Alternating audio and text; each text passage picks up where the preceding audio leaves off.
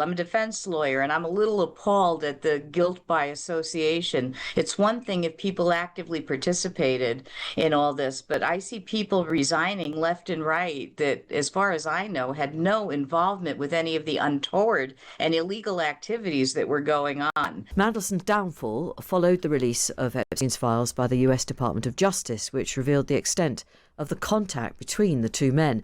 Now, many of the files were not fully redacted, revealing the identities of victims as well as the powerful men who interacted with Epstein. Let's check in with Cathy Fleming, her defence lawyer and a former federal prosecutor based in New York. Cathy, good afternoon from us. First of all, let's just talk. Good afternoon. Let's just talk about the way this information and these images were released.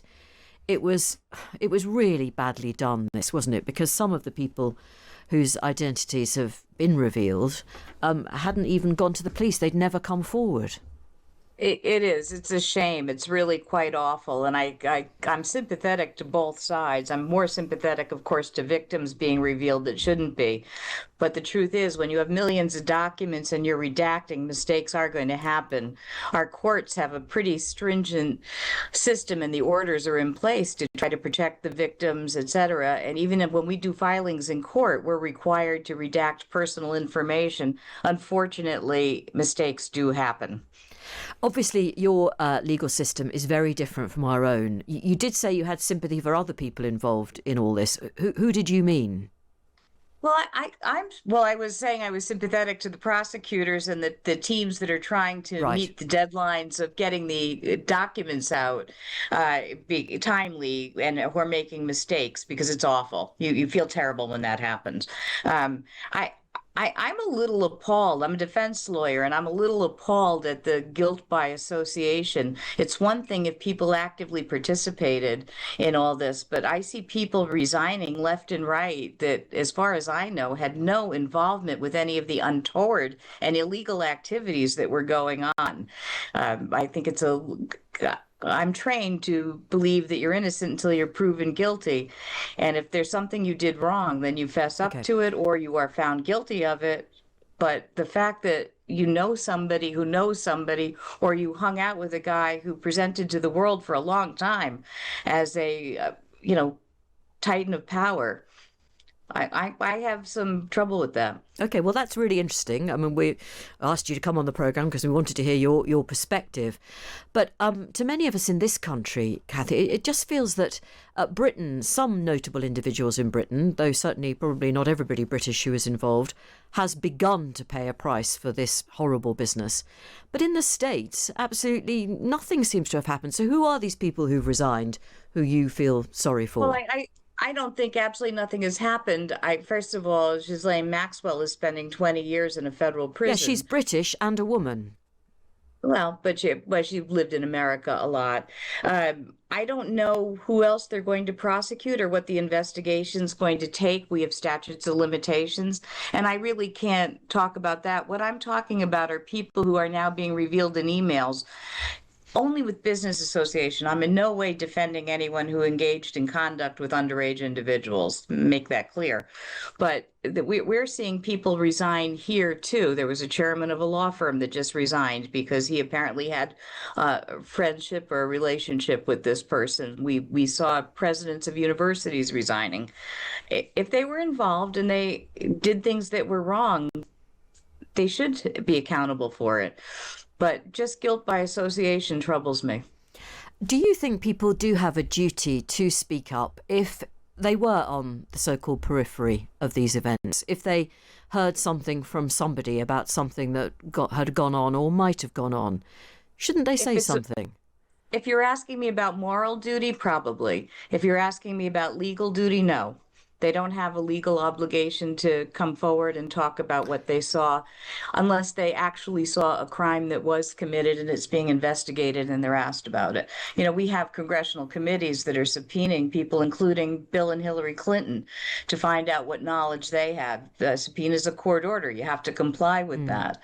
But the idea that I met somebody 15 years ago or knew him 15 years ago and I did not know what was really going on, am I supposed to go forward to the police without being asked and say, well, let me tell you what I think happened? Would you know, I don't think that's right. we've just been looking at images on our screens here of President Trump at a prayer breakfast. I mean, the concept is not really known in this country, but it's quite a relatively frequent event, isn't it, that the president speaks at these things? Apparently. Yeah, I mean, I'm not for 1 minute assuming that you're a supporter of Donald Trump, although of course you may be. It's a democracy.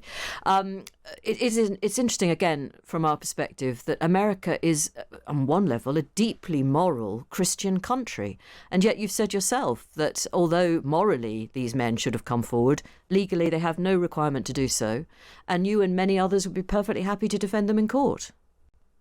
Absolutely. I believe in the concept that innocence until proven guilty. And I also believe that you're entitled to a good defense if you're in the crosshairs. That's because our Constitution guarantees it. And I believe in that. I don't think it's quite fair to say all Americans believe in this. But let me back up. I've said that badly. I do think we're a moral country. I don't think it's one standard of morality. I think people can be deeply moral and do what's right without attending prayer meetings. I think people who attend prayer meetings generally are moral people. There are exceptions to that. I think what's happening in Britain is also what has been happening here. People are appalled that this went on for so long. I think in the legal world, we were more appalled at what happened with regard to what apparently were deals behind the scenes way back when Jeffrey Epstein was first charged. I mean, that's the time that a fulsome investigation should have been done, and it wasn't. And there was it's interesting, there was a big legal battle when he was charged later in the Southern District of New York.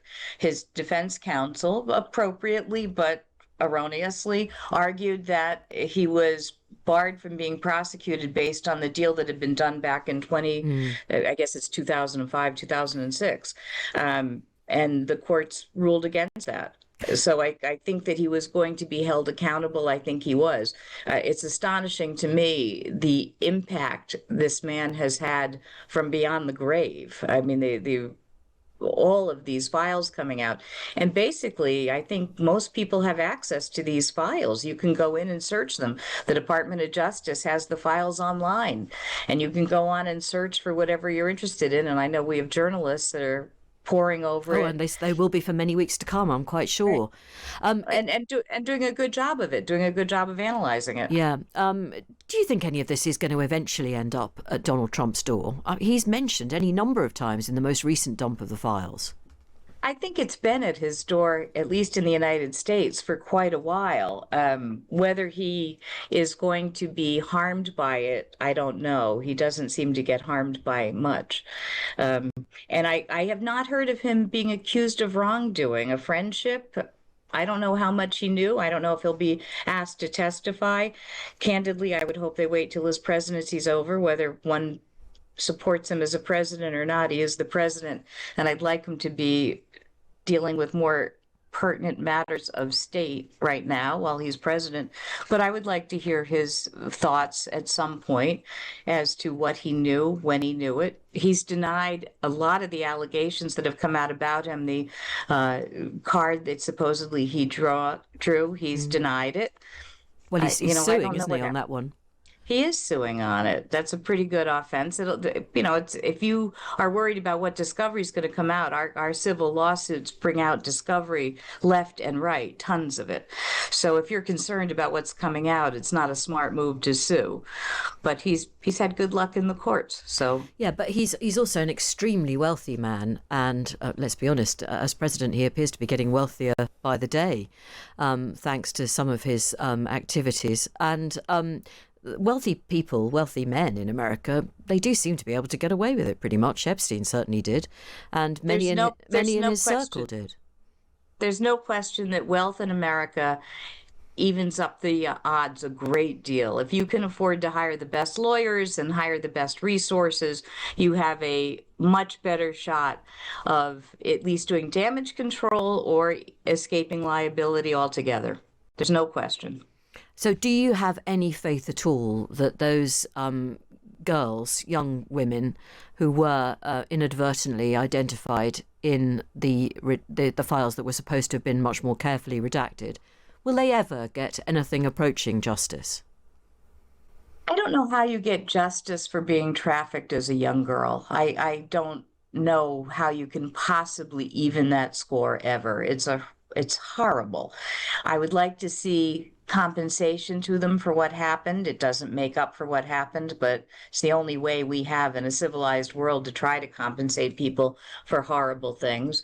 And I do know that his estate, which was sizable, I know that there's a victims fund that's there. So I would hope that even though they were inadvertently outed, I would hope that they are able to be compensated in some way, and maybe get some solace in the fact that they're not alone, and that anybody who's a thinking person, of course, sympathizes with anyone who was a victim of what went on there. It's horrific. You're an incredibly experienced lawyer, Cathy. Are you shocked by the level of misogyny at the heart of all this?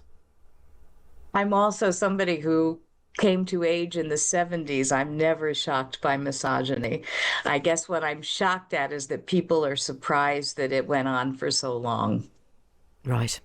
That's a depressing note on which to end. But thank you very much indeed for your time, Cathy Fleming, an American defence lawyer and a former federal prosecutor in New York.